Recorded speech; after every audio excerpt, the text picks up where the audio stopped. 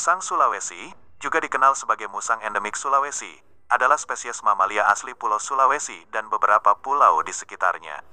Habitat alaminya meliputi hutan tropis dan hutan pegunungan, dan mereka juga ditemukan di sekitar pemukiman manusia. Musang Sulawesi terutama aktif pada malam hari dan biasanya bersifat soliter, meskipun kadang-kadang dapat ditemukan dalam kelompok kecil. Mereka omnivora, memakan buah-buahan, serangga, dan hewan kecil seperti burung, tikus, dan kadal. Populasi musang Sulawesi saat ini terancam oleh perusakan habitat dan perburuan untuk daging dan kulit.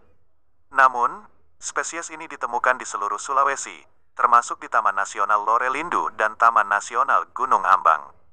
Musang Sulawesi biasanya berkembang biak sepanjang tahun, dan betina akan melahirkan 1-3 anak setiap kali melahirkan. Upaya konservasi dan perlindungan habitat yang lebih baik sangat penting untuk menjaga keberlangsungan hidup spesies ini.